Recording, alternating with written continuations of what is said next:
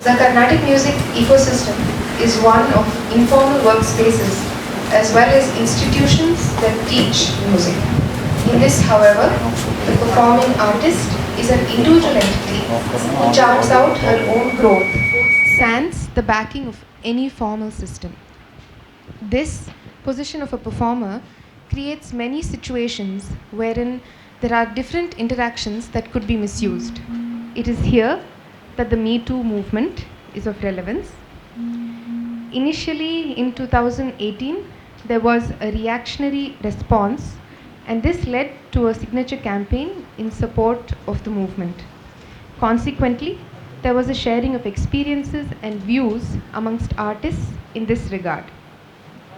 In this context, it must be mentioned that it is deeply heartening and appreciable that the Carnatic music fraternity made the effort to come together to look into this issue in their own work space.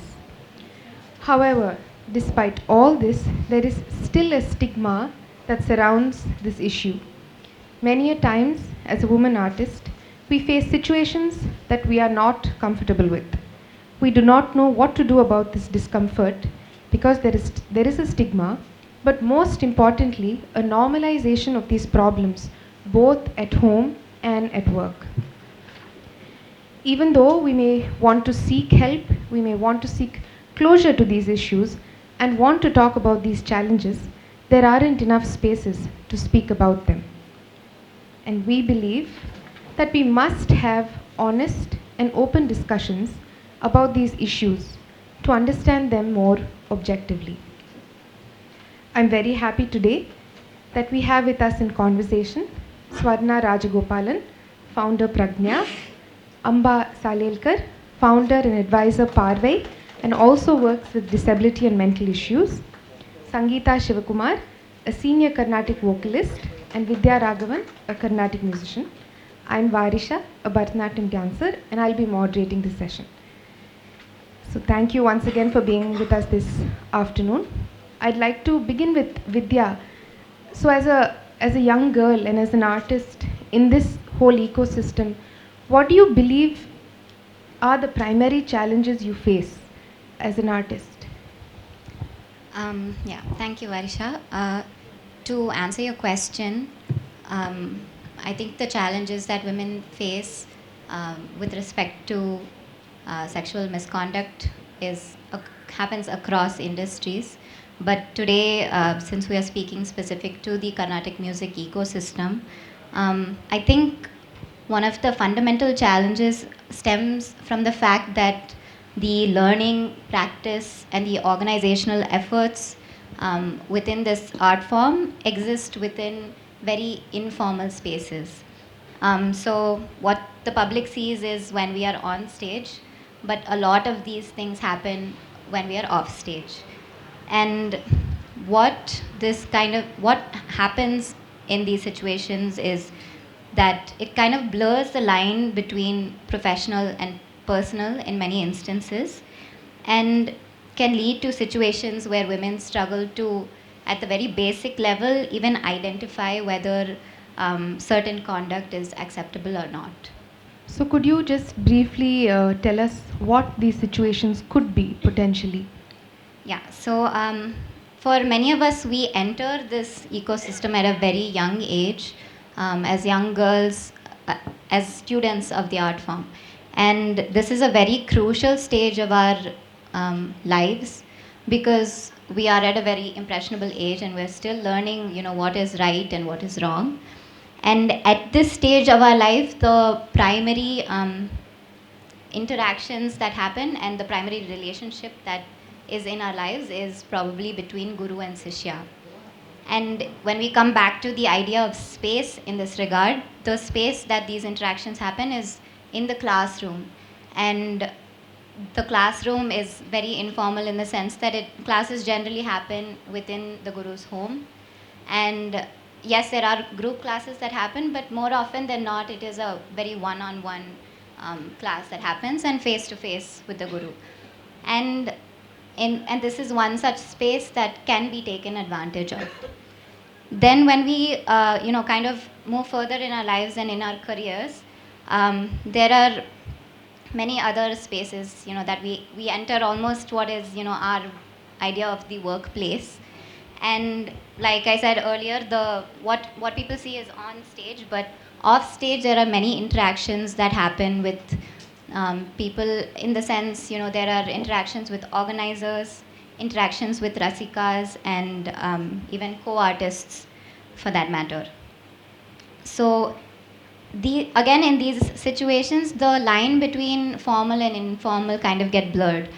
And many times women find themselves wondering whether, something is acceptable or not. And just to give you a few examples to put it into perspective, like, for example, when an artist travels out of station to perform, many times an organizer will come to your room to invite you formally to give the concert. This is something that just happens as an act of courtesy, and it is just a formal invitation for the concert. Similarly, we are on social media, and so rasikas that come to our concerts will message us and, to show their appreciation. And although these are just a few examples, but examples of interactions that happen, that stem from the best of intentions, but I think it's important to recognize that they also open up the space to be taken advantage of. And it is in these spaces where, we as women, again, I'll come back to the idea that we as women struggle to identify what kind of conduct is acceptable or not. So I think, as we can clearly see, the beginning itself is rather wishy-washy, because it's a very informal space. You can't define a physical or any sort of boundary. So, ma'am, I wanted to ask you, how does somebody even identify that they are in a problematic situation, they are being abused, harassed, taken advantage of? In all of our workshops, I run an organization called Prajnya, and we do gender violence awareness workshops in a number of settings on a number of different kinds of violence. And the one thing that we say across every single platform that we're at is that anything that makes you feel harassed, ashamed, humiliated, frightened, uncomfortable with yourself, when you have that what just happened moment, take it seriously. That's harassment. It does not matter what the other person says. Tangamana Manushar doesn't matter. Appa Madri doesn't matter. I was just being brotherly doesn't matter. I'm like this with everybody also doesn't matter. This is modern culture, doesn't matter. If you feel uncomfortable, if something goes off inside of you that says, this doesn't feel good to me, it's a very good sign that you are harassed, you feel harassed. So that's the starting point for my answer. Harassment will take many forms. It will be physical, and that's the one that's easiest to point to. Sexual, easy to point to. This happened to me. But there is also verbal harassment. It's the constant, it's gaslighting. You would not be having this concert if so-and-so was not your teacher, regardless of how fabulously you sing. Or it could be simply somebody, a rasika who comes up to comment about your appearance every single time, rather than your performance or your, non-verbal. It could be all kinds of, it could be kind of exploitation. So it doesn't have to be that somebody came and pinched your butt or fondled your breast. There's a whole spectrum of behaviors that fall under the rubric of harassment. If they make you uncomfortable, pay attention to that. Two forms that the law, and since we're talking about workplaces, and I would take those quotes off, because you are working, you are training to work, and then you are working. So unless you're singing in the bathroom for yourself, it's a workplace. And the law generally divides talks about two kinds of harassment that happen. One is quid pro quo. You do this for me, I do this for you. You do this for me, I'll make sure you have a dance tour. Or or just I'll make your life so miserable, you'll go along with what I want. Or I'll bully you to the point where you no longer want to be in the performance sphere. All of these are also harassment, and they fall under the purview of the law.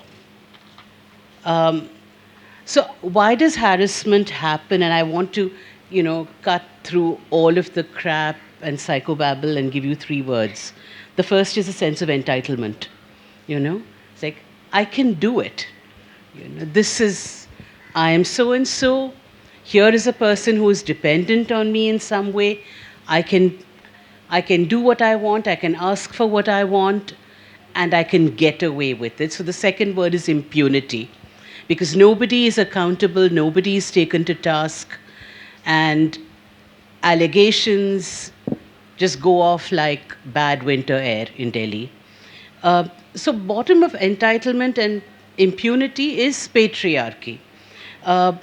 So that harassment is not really about fandom, it's not about appreciation, it's not about love, it's not about attraction, it's simply an exercise of power. I want to show you what I can do to you, and I can show you I can get away with it. And let me show you your place in this industry, because you really can't do anything about it. Who is going to believe you? This is what harassment is. It comes from the sense of, I can get away with it, entitlement, this is mine because I want it, patriarchy. Now, how do you protect yourself? I mean, feminists don't like the word protection very much, because it's part of the patriarchal baggage. We don't want to protect people. We want to change the world so that there's no need for protection. But in the interim, because it's not a perfect world, I would say trust your gut. If someone makes you feel creepy, we used to use words like sidey, lechi and all in my time, 35, 40 years ago. But if someone just makes you feel uncomfortable, follow your gut and tell somebody. And when somebody tells you, trust them. If it's your child, if it's your student, if it's a fellow artist, if someone says, hey, I don't want to go to that place by myself. Or, yeah, it's a very prestigious festival, but somehow, nalla vibe varle. Believe them, trust them, and don't hard sell. Don't say, "Ibdi dhaan life irko, career le ibdi dhaan challenge." This is not a challenge. Challenge is not being able to get the hang of a raga. Putting up with abuse and harassment is not a challenge. And speak out, speak to people, if someone in your circle will not listen to you, come talk to people like us. Maybe we can point you elsewhere. But, this culture of silence, moody marichi vekkiradhu, ava peru kettu poidum, anavashama nammala patti people will be talking, doesn't really matter, Speak out, because if somebody gets away with harassing you, they have got away with others before, and they will get away with others after. So it's up to each one of us to put the brakes on right there. So the question of boundaries, we ask the question as if it is some failure on our part to interpret, to label. But the truth is, each person's boundaries are where they set them, and we retain the right to reset boundaries. So Amba and I have been working together for years, and normally if it's not very hot, I might get up and hug her when she comes. But she might also decide one day, like, enough of this hugging business, and I have to respect that. I can't say I have always hugged you, so now I can hug you forevermore. And that applies to all relationships. You set your boundaries where they feel correct to you. There used to be a time where nominally our culture was a no-touching culture. But now we are really not sure who we are. We don't know if we are air kissing people, hugging people, handshaking people, namaskaram pannifying people. We don't know who we are, and this makes conversations like this very difficult, because then at the drop of a pen, you can turn the blame back onto the girl who's uncomfortable and say, but vanna yaar anik hug panna channa. That's not the point. The point is that the boundaries are set by each of us, and they can be reset by each of us anytime that we want. It is never your fault if you are harassed. Never. Never. Not what you wore, not where you were, not what you said, not who you spoke to, nothing. And because violence is never justified. So I want to finish by saying these two very strongly. I want to underline them. I want to select them and put them in bold letters, increase the font size. Because if you remember nothing else that I say, remember that, you make the rules for this. It's never your fault.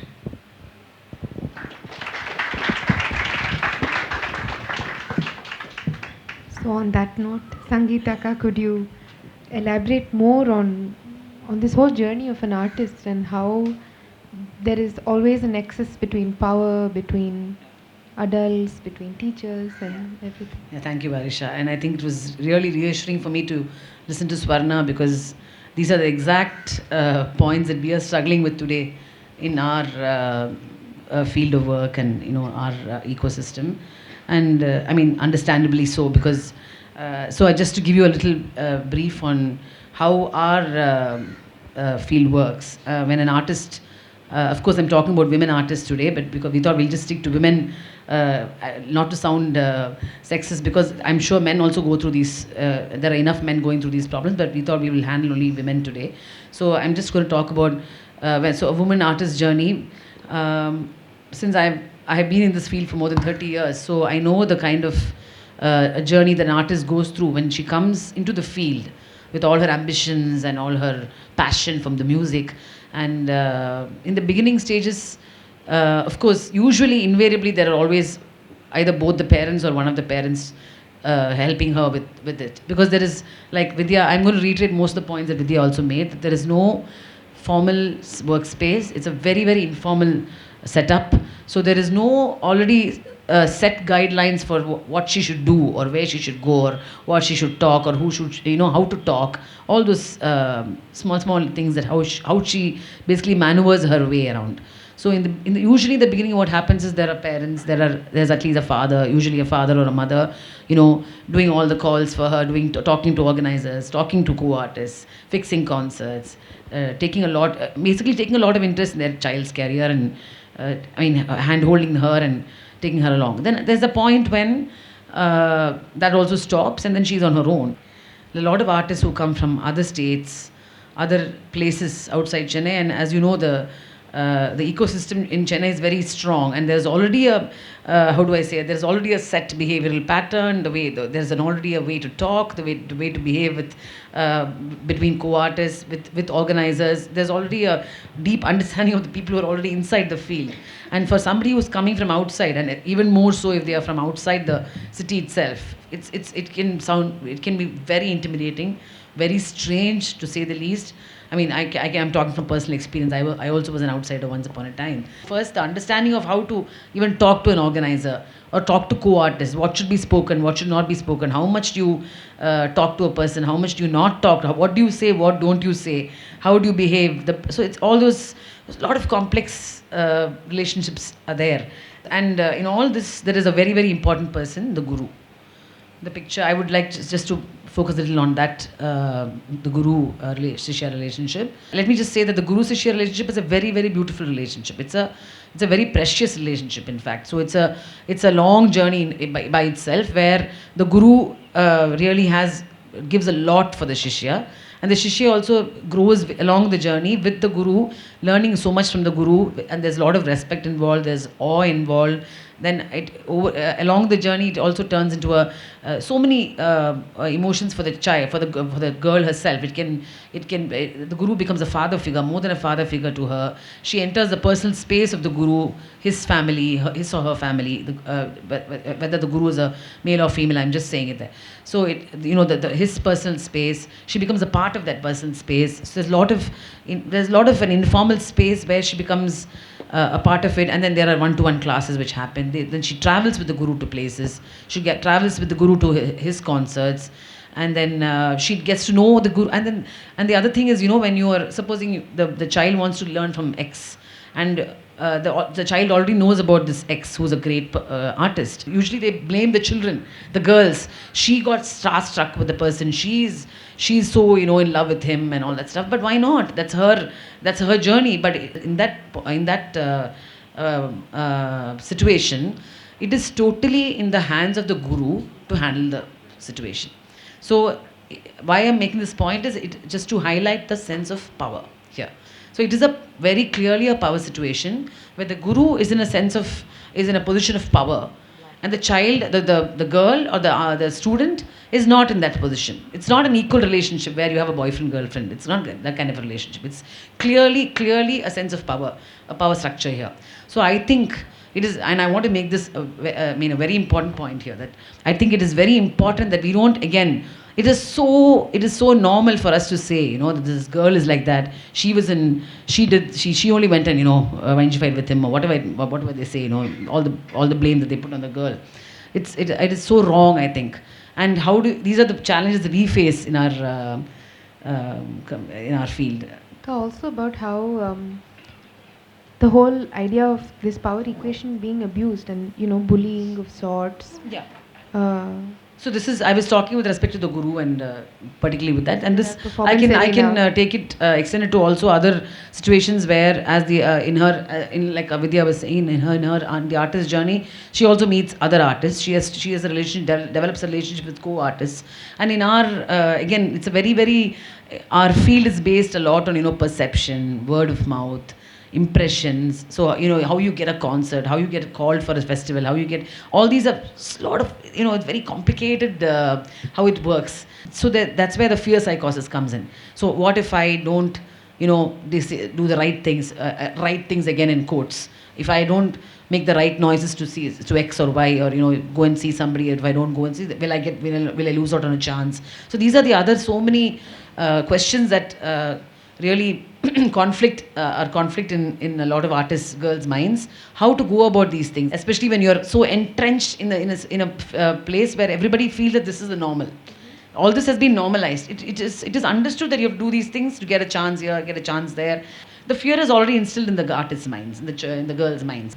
So I think this is where Ms. Amba's expertise will play, because like we have seen, and also like I mentioned in the beginning, many of us may want to speak out, may want to find closure to these problems, may actually want to, like you said, come out and tell people that we were not okay with what has happened. But I think a lot of the times we don't know how to. We don't know what avenues exist for us to speak. And if I can say, there's also a fear of what will happen. So is there something that can protect us? Is there something that I can fall back on?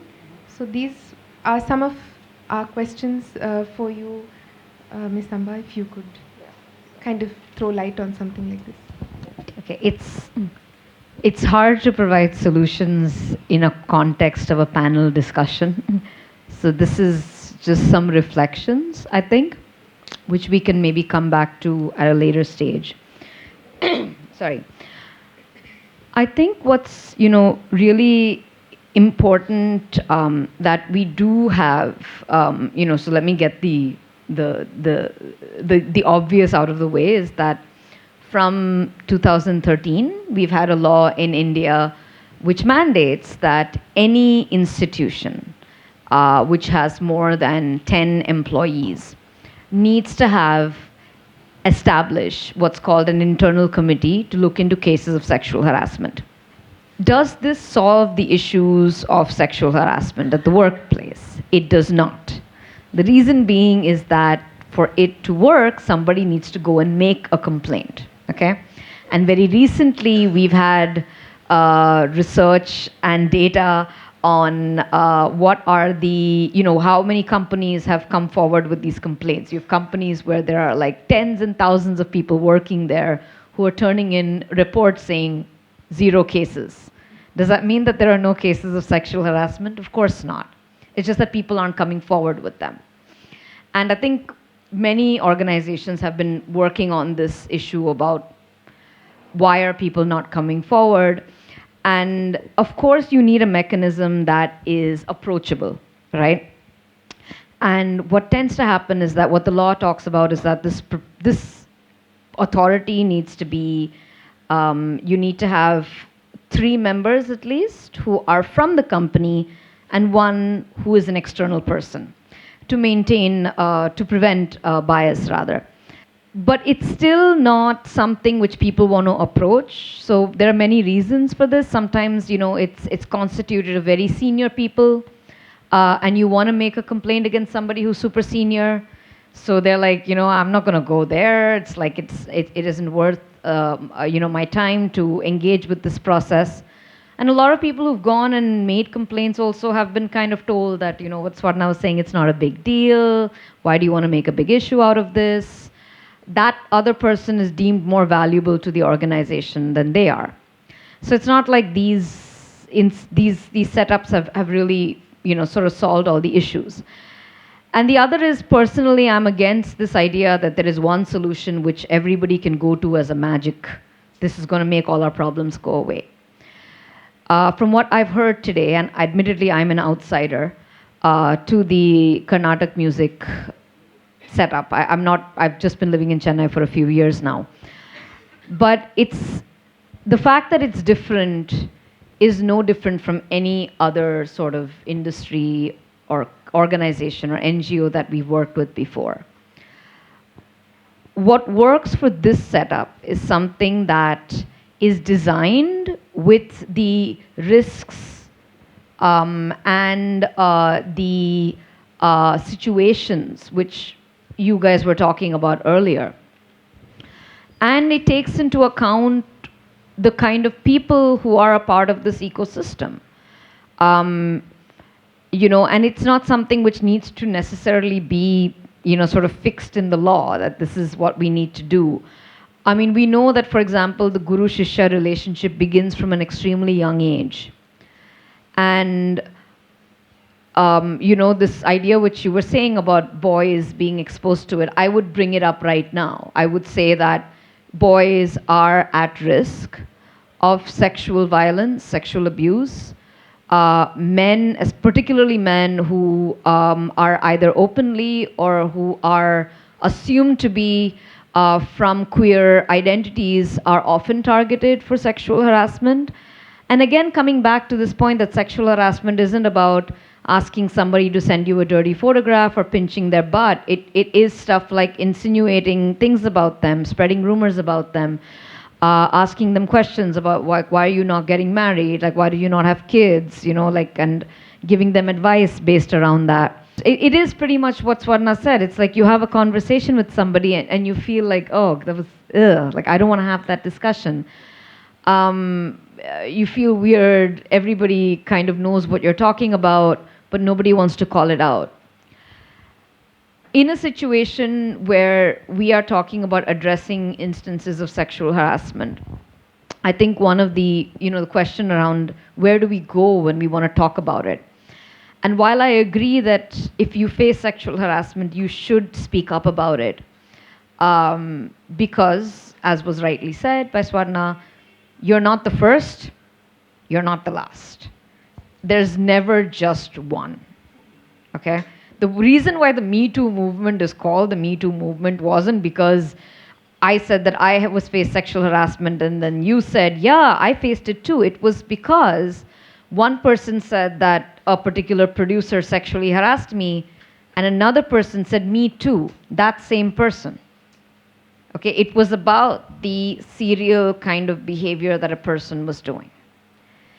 And it's important to know that in this process, friends of yours will get called out.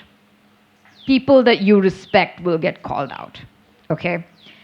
And they will get called out for things that you may have seen them doing, but you thought weren't a problem. Or everyone just thought it was really funny that, you know that guy, he always talks to women like this, and everybody has a laugh about it. But at some point of time, someone is going to get up and say, that's not okay, and it was really uncomfortable. Coming back to this issue of safe spaces to talk, I think that, it's to expect people to just go to one senior mechanism that exists is, I don't think that works as much. It works in some cases, but it doesn't.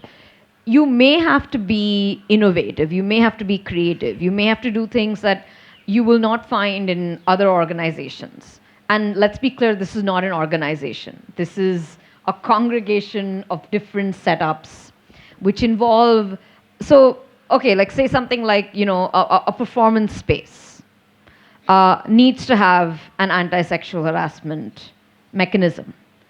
So things that happen in those spaces can be addressed. But you will have floating workspaces, one-on-ones, people doing impromptu concerts. We just decide that we're going to have a concert in a space that may not have a mechanism. Something happens there. I think it's really important to create a cadre, if I can say, of peers.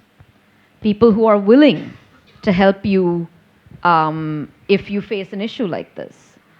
They could be people who will just, you face something and you want to talk to somebody about it, but you want to talk to somebody who is bound to not share it without your consent, who's not going to post it on Twitter. It's somebody who kind of knows the sensitivity and respects that.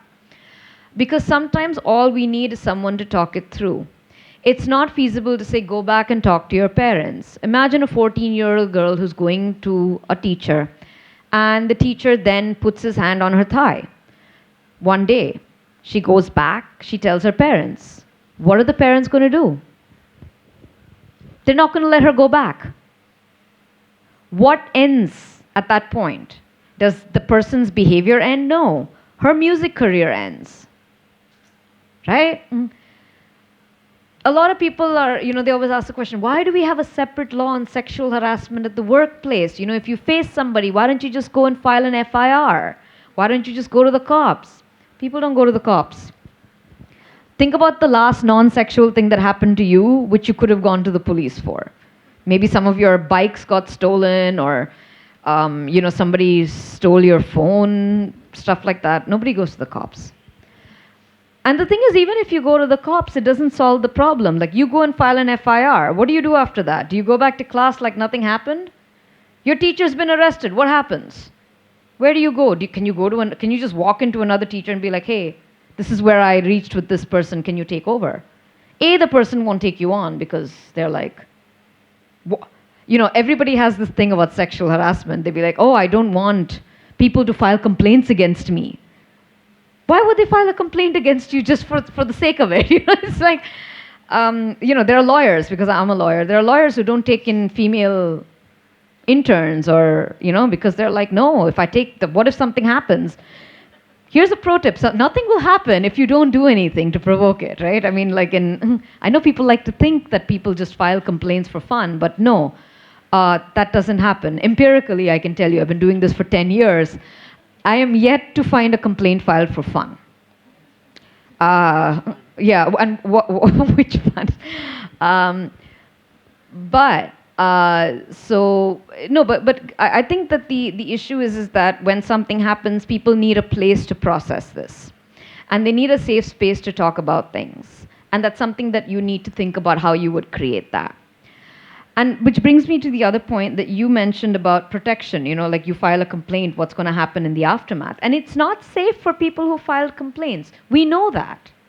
We know about people who've been dropped from projects, who've been sort of not taken in for things. We know that that's happened. And if you look at again, if we're saying, why don't people file FIRs? The reason why, UN mechanisms came up with this idea that we need to talk about sexual harassment at the workplace. The whole focus of that is to ensure a safe working environment.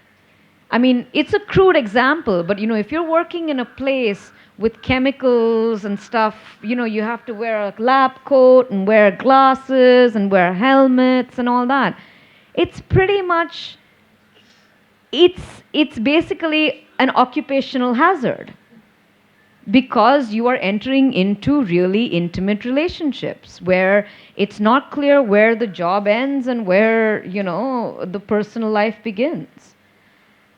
And it's an occupational hazard that at some point of time you will meet somebody who may take advantage of the fact that you don't have a family backing, or that you are from a different caste, or that you are queer, and say that, look, I mean, if you want this to happen for you, quid pro quo, or they might make comments about you that they just think that they can because they feel entitled. And the thing is that we need to sort of then say, okay, if I go and make a complaint against someone like this, how do I turn up tomorrow? How does my training go uninterrupted? This was not my fault.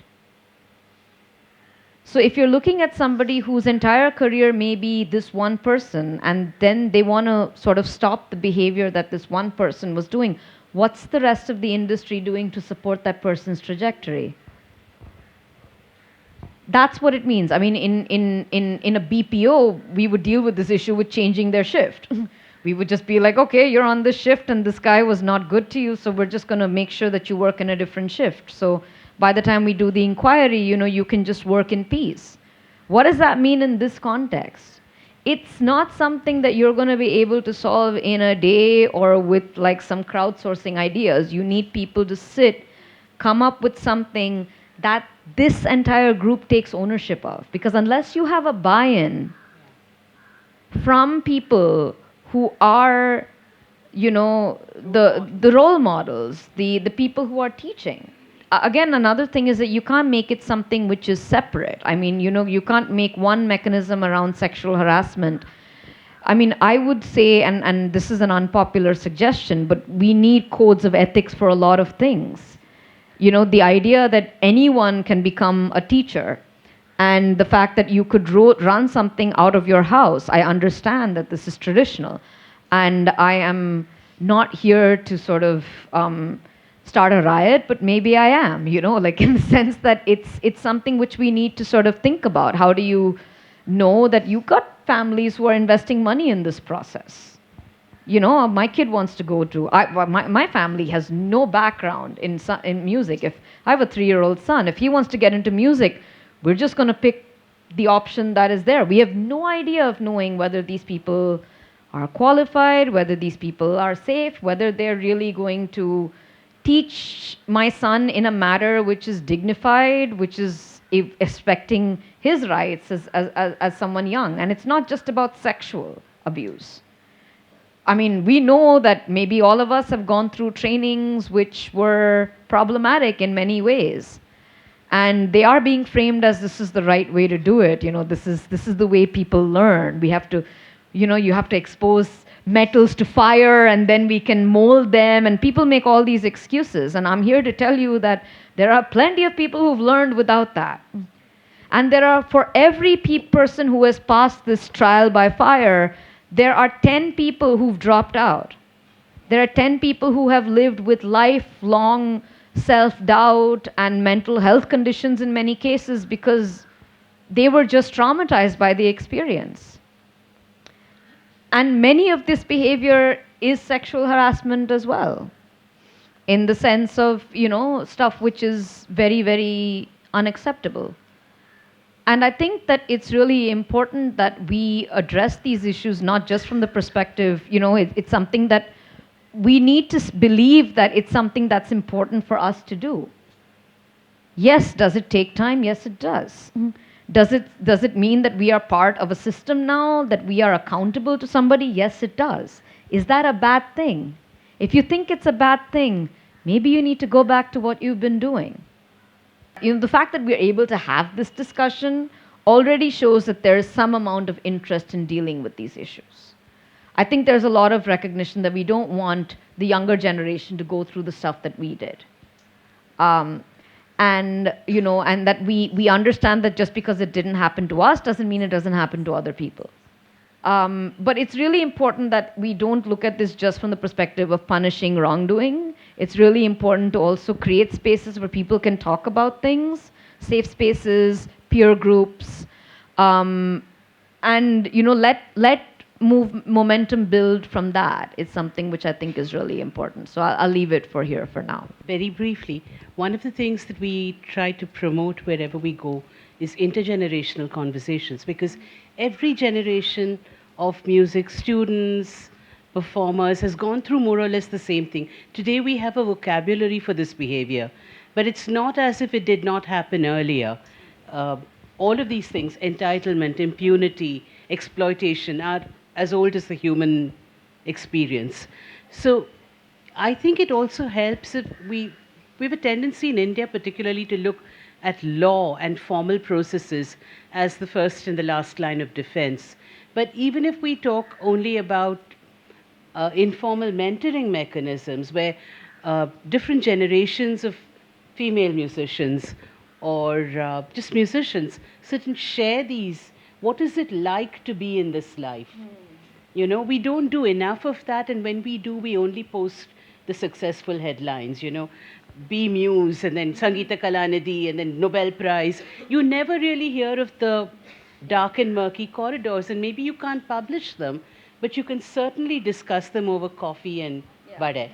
And I think that those are the spaces we need in every profession, you know, just everywhere. We never learn survival mechanisms, coping mechanisms, nor then build safe spaces for sharing. And it is very hard to share. You're right, Varisha. It's very hard to say this happened to me. But I say this every time that you should, because somebody who is older and on a stage should reiterate how important it is to speak out. I think with that, we can take questions from the audience. I actually have two questions. May I? She's just glaring at me. Okay. One is a law-related question or a structural-related question. Like the panelists said, this is an informal kind of a situation. So my question is this, because there is a struggle with talking to organizations. Now, for example, if an ex-sabha, there are multiple sabhas in the city. Let's just take Chennai. Now, each sabha may have their own internal complaints committee. But some claim that the complaints can be only those who are employed with the organization. Okay?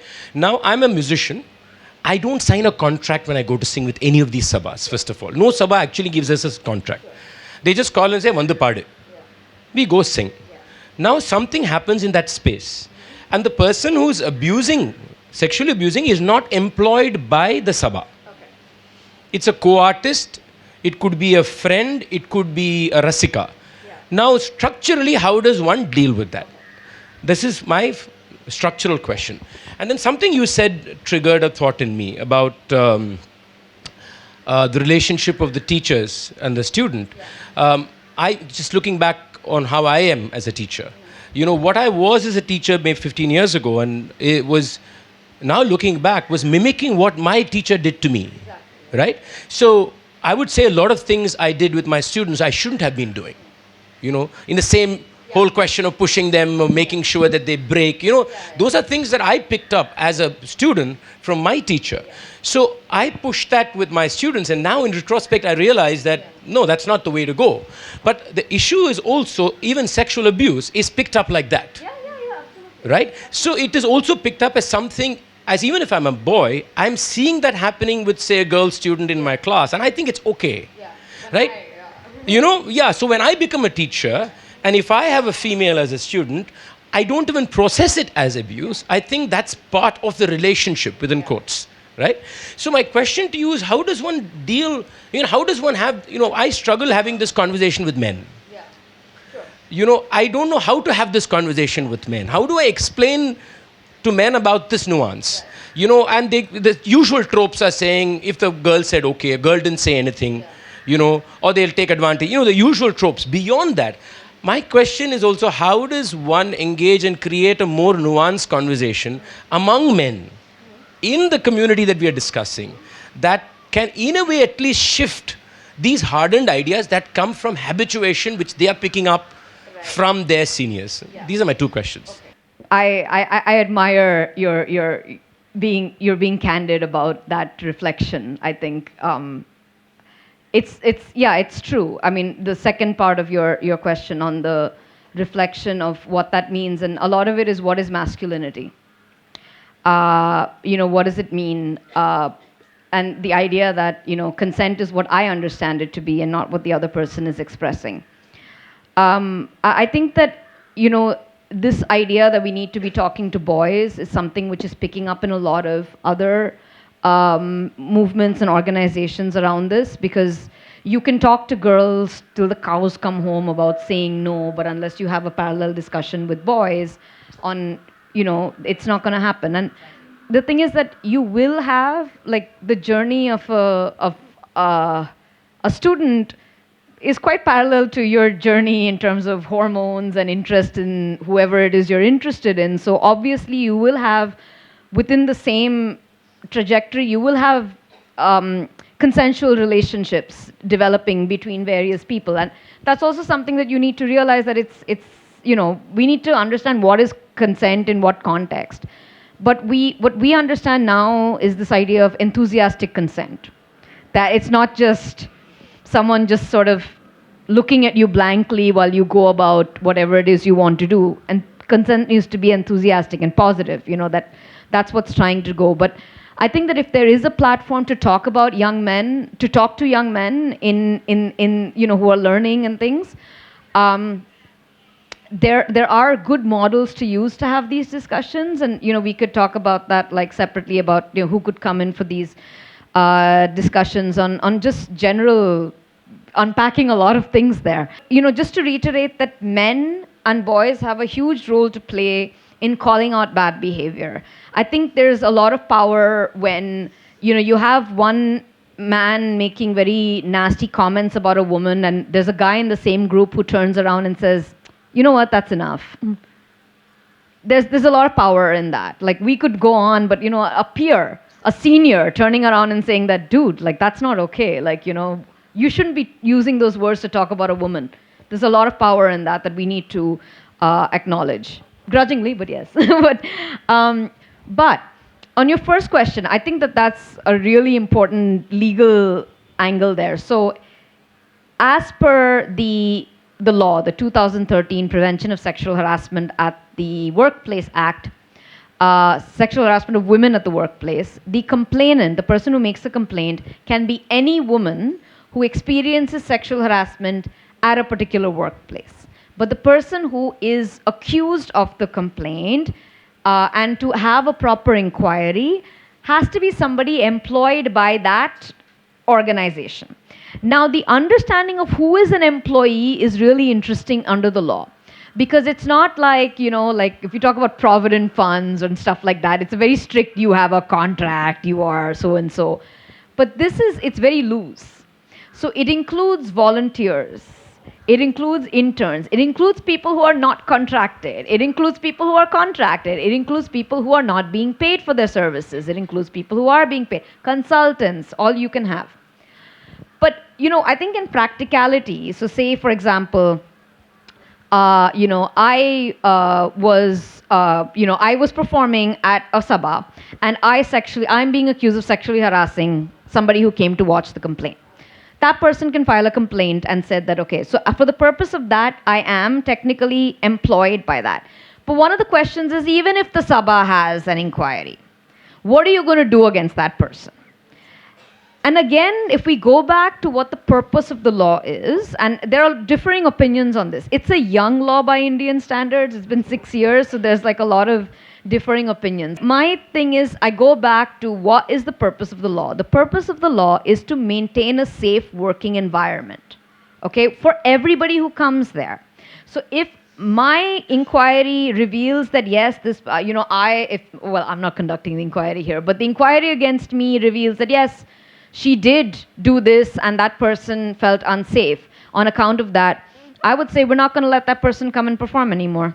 We're going to severe all, because clearly we can't keep this safe. Or if there's another way in which we can ensure, it depends, like the range of recommendations that an inquiry committee can make is quite wide.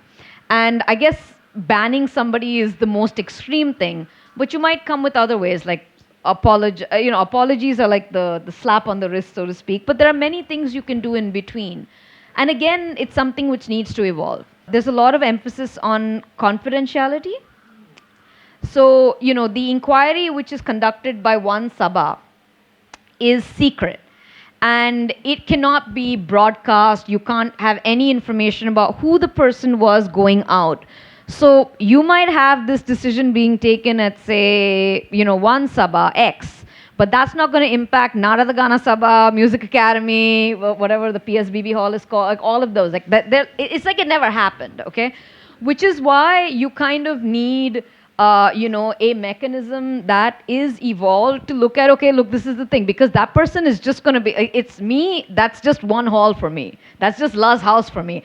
The rest of the place is like it never happened, and nobody can talk about it. So we need to think about what kind of mechanism would work, respecting confidentiality, because confidentiality is really, really important for the process, but also ensuring that we look at the entire ecosystem and that person's safety as a Rasika, that person is safe wherever they go.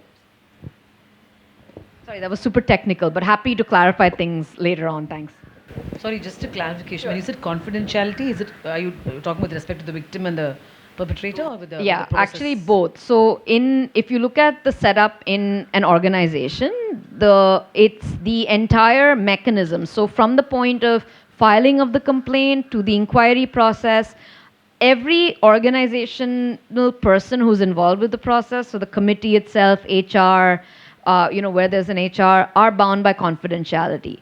So at the end of the process, you cannot reveal who was accused, who was the complainant, who were the witnesses, what happened. There is a report which you file at the end of the year to some authority, to the district collector, I think, right now, which says that, okay, we had these many cases and these were the outcomes. And whether they took more than 90 days, because the law says that you must finish the inquiry process within 90 days. But you have no information on the names of these people. And if you, in the company, you violate that, you can actually be proceeded against by the company. So it's like you've committed a disciplinary thing in the company if you reveal that information to a third person. Yeah, I just wondered if adopting a strategy of public shaming, what are the limitations? What are the challenges? Does it work? Does it not work? Public shaming is a double-edged sword. It gathers attention in the short run, but more to the person doing the shaming than to the person who is being shamed, or to the lack of process, or to anything. And finally, there is no way to ensure accountability for what has happened. So everything remains like a bad smell in the air, and you change nothing on the ground. Those who are harassing continue harassing. The problem is that the law particularly has certain limits. You have to complain within a certain amount of time. The complaint has to, the complainant, the person who's accused, actually has to fall within the purvey of that organization's policy, and so on and so forth. So just calling out somebody gets you only so far. If you really want to make a difference and you really want things to change, you have to follow some sort of due process, and then that becomes very murky. I mean, the other thing is that naming and shaming at the end of the day has the quality of gossip. So it reduces the credibility of the charge. I can just randomly pick a name in a phone book and say, Ivaipudi. And there is no way for you to know anything more. And this is what is happening. Very serious, very real.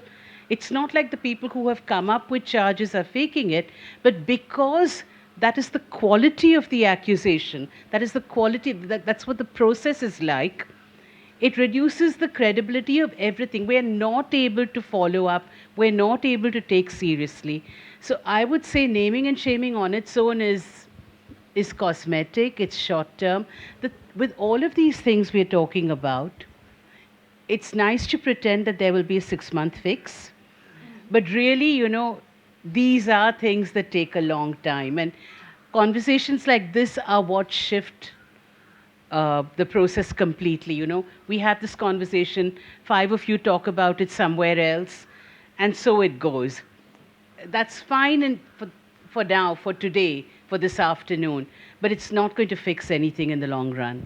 I think that, the Me Too movement, it's in the sense that it gave a lot of people validation from their experiences. So I faced something and somebody was like, this guy did it to me. And if they hadn't called that out, because a lot of this behavior is a lot of people are doubting, did it really happen? Did it, it's a very traumatic experience. It comes with the whole cycle of experiences with that. And sometimes you don't want to call things sexual harassment. This is a huge problem that people have. Yeah, he's doing this, but I don't want to call it sexual harassment because I think sexual harassment is like rape. So I don't want to call this guy kind of, calling me after 11 or like following me around. I don't want to call it that.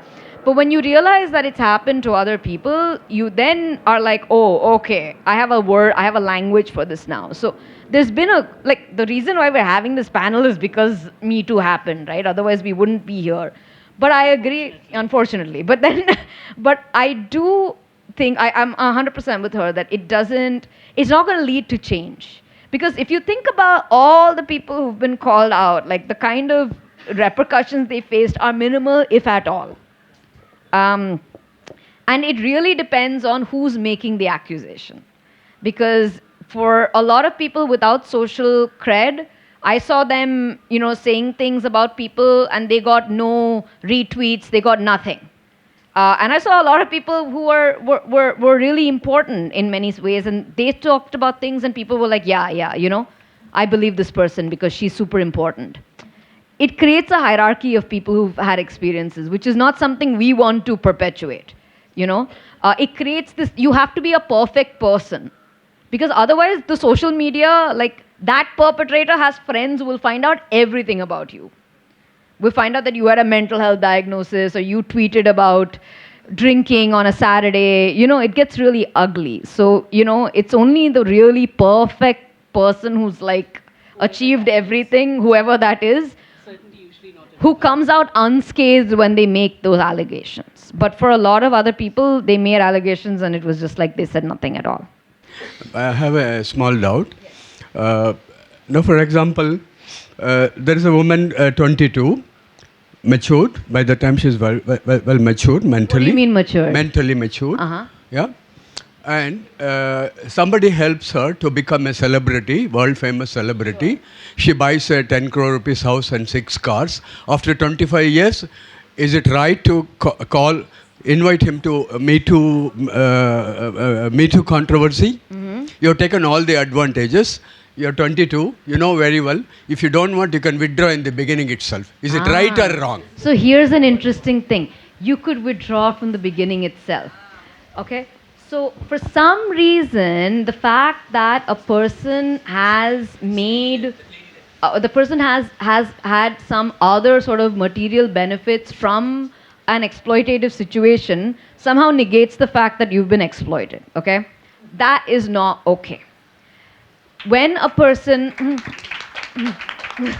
see, if it's below the age of 18, it's child abuse. That is jail straight. If you know about somebody who's been sexually exploited under the age of 18 and you don't call the cops, you're committing an offense, okay? So that's that. There are relationships, this idea of quid pro quo. This idea that if you submit to me sexually, that I will allow you to perform.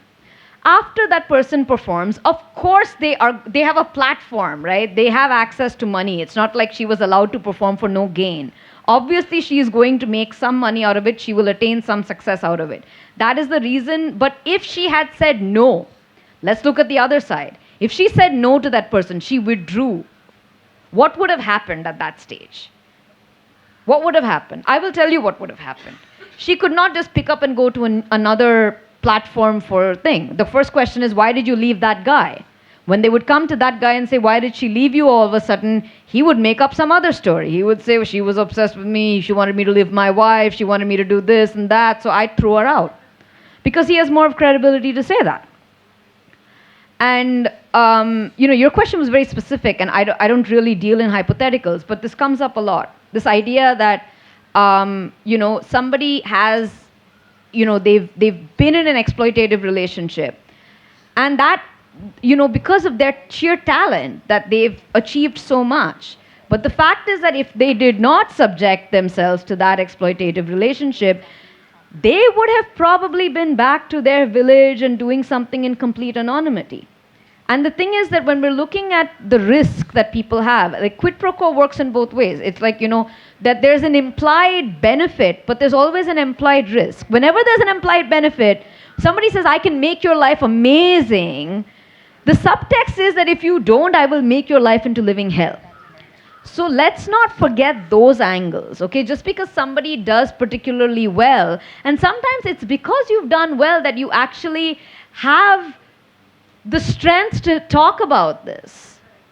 Because if you were nobody and you made, okay, let's say she had a relationship with this person and her career was nowhere. Okay, after that. And she came out and made the allegation. You know what they'd say? They say she's making the allegation because she wants to go on Big Boss. Or whatever you guys call it. Yeah, Big Boss. That's what they say. Tanushree Datta, that's what they said about her. She was a really good actress at some point in time, and then she went nowhere for a long time, and then she made an allegation, and they were like, yeah, she wants to get on Big Boss. There is no winning this. There is no winning this when somebody makes a complaint. Okay, right now, we want to change that. But in general, when this stuff happens. So I have two questions. One is kind of going back to this idea that we were talking about confidentiality, and I guess also public shaming as well. So basically, just to summarize, I'm kind of going back to the idea of confidentiality. So when the Me Too movement sprung up in Carnatic music, obviously there were a lot of people who went to social media and publicly shamed, but there are a lot of people who used an anonymous outlet. And when we talk about the idea of confidentiality between the victim and the alleged perpetrator, I'm just wondering, going back to it, isn't there a little bit more validity in having a name and a face put together?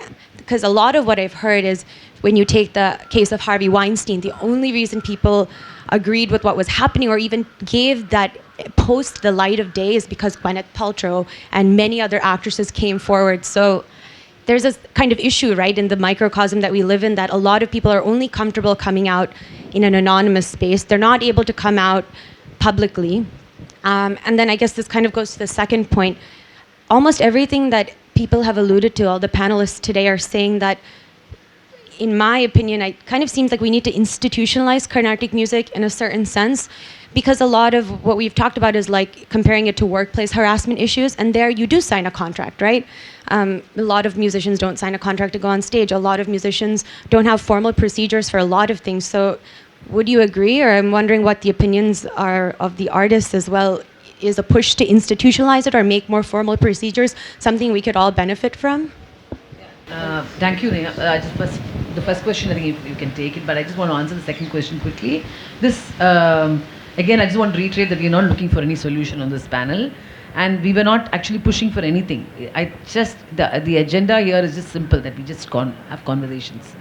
We just have conversations about this, and I think open, honest conversations, which will lead to something, that's all. So it is not that today the artists on stage want institutionalization of the... It's not like that at all. This is just the beginning. Let's see where it goes. And I think I would more go with what both of them were suggesting about how it's important that we have small spaces where we can have small conversations, and you're talking about peer groups, right? Who can be supportive of. I'm looking for something like that. I think that's a wonderful idea. So I'm not looking at institutionalization as such, because that's so complicated. I mean, it's near to impossible. I mean, this is a huge ecosystem of Carnatic musicians, and there are so many loose groups. I don't think you can bring them all under an institution per se, and you know how difficult it is. But I think the starting would be something like this, where we can have a lot of support from the community for such normalization, such normal conversations. I would say conversations like this, which are more important than rather putting them down or dismissing them as if they don't exist. That kind of conversations should be not abnormalized, actually. So these are the more important conversations, I would say. I'll just start off with replying to the confidentiality question. Even if, say, a Sabha has an ICC and the ICC process is confidential and they make a quiet decision not to repeat artist X. 3 seasons, artist X is not singing in this Sabha. Do you think in this, you say it's a large number of artists, but it's actually, a community the size of a pocket handkerchief. Do you think people are not going to wonder why? Avala matru ittane varsham koopadliye, ye anga paadale. Yenga sabhala yen paadale. So then there is a sense in which the ecosystem begins to wonder. And so I think there are ways in which you can keep the confidentiality of the process without prejudice to someone's, to the universe figuring out what went on. But I do think confidentiality is important because it's just a part of the way the justice system works, that you don't bandy about what is being discussed, who is a witness, who came to talk. These things are traumatic experiences, and the trauma is multiplied through the hearing process. And each time we gossip about it or we make it casual, for both sides, we just trivialize the experience. So I think confidentiality is important, although, yes, I think that whispering networks will continue. And people will figure, if there is actually a sabha that takes strong decisions like this, people will figure it out sooner or later. The thing about confidentiality, and I know that, yes, powerful people calling out leads to, etc. But empirically, and I'm big on this. When we've been doing a lot of work with a lot of largish organizations, we always sit down with the women and we do a very simple survey with them. We ask them, okay, if something happened to you tomorrow, would you file a complaint? And if you wouldn't file a complaint, why not? This is the issue we want to know. Most people, no matter what you do, will not file, okay, in the sense that they will probably say that they wouldn't. But so one of the reasons which keeps coming up as to why they wouldn't is because they're afraid of people finding out. So in the sense that people are quite concerned that outsiders shouldn't find out about it. Like, they're okay with the mechanism, but they're not okay with outsiders. And the thing is, if you call out someone publicly, it's quite easy to find out who the person would have been. Especially if you say, oh, this guy is a music teacher, one of his longtime students. You can find that out in like a heartbeat, right? Who this person would have been. Or you can come up with 3 people who it would have been. I think that it's, one of the things also in the mechanism is that it doesn't allow for anonymous complaints. If you look at the inquiry mechanism, you can't be an anonymous person filing a complaint. Yeah, so it's like you have to be like, okay, Amba is filing a complaint. I mean, the person, because if you're making an allegation against somebody, they need to know who's making the allegation. That's simple due process, okay? With regard to adults and sexual harassment at the workplace. But there's no other way around it, because otherwise you're not going to have legitimacy to the process. Because, asking someone to not sing at a sabha is quite serious. It's probably like, I don't know, like the death penalty of what you could do in terms of, solitary confinement kind of thing, if you're looking at the degrees of punishment. So you need to have authority for it, because otherwise the person is going to turn around and say, I didn't even know who was my accuser. No one's going to believe. You need people to believe that process. So if one sabha finds out through the whispering networks that, they're not letting this person perform because they got a complaint, they need to be like, that's serious. They had a whole inquiry. Otherwise, they'd be like, this is some, what, you banned him because somebody said something on Twitter? That's not. No, come to ours. It's harder to sort of do that. You need, for people to have that buy-in, they need to be convinced that this is a good inquiry mechanism. If you get a bunch of 30-year-old women on the panel, no one's going to buy it. You need people, you need men to be on the inquiry panel who have the time and mind space to participate in it. You need them to be willing to be trained. There are a lot of other things, So you need to make sure all that in place. Otherwise, because if you do it, there are no half measures. Half measures are going to do more harm than good, because you'll have a system that will fail and people are going to be like, see? No, but also let's remember, this is already an institution, okay? This entire setup, it's not an institution in a physical sense, but there are hierarchies, there's a reporting thing, there's a pecking order, it's an institution, okay? So this idea that we're not saying that you can't, I don't buy it. So I think that it's really something that we need to look at. Is this the way we want it to function? And changing that doesn't necessarily mean you're introducing a new institution. That's all.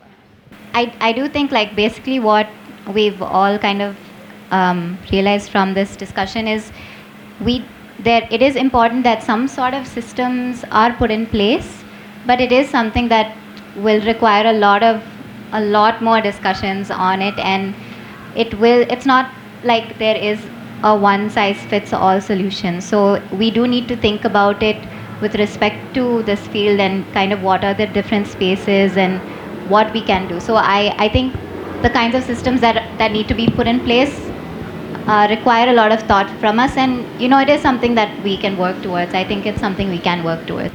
Yeah, I think on those notes, thank you to everyone for being here this afternoon. I think it's very important that whether we are a victim, whether we know a victim, whether we are part of this field or not, it's important that we engage with these issues, because only if lots of us engage with this issue will we understand the complexities and also probably then look for alternative solutions and an alternative ideal space.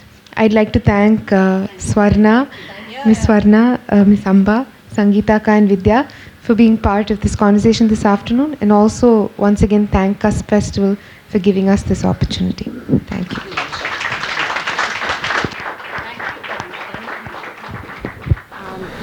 Addressing these topics and allowing the audience members to engage, ask questions, and be able to grow is really important for the community. And it takes, every small thing counts, and it takes steps like this to make a bigger impact. And I think, again, we're just moving in the right direction. That's incredible to see. I think it's extremely important to have such conversations, and I hope we have more such conversations in Chennai.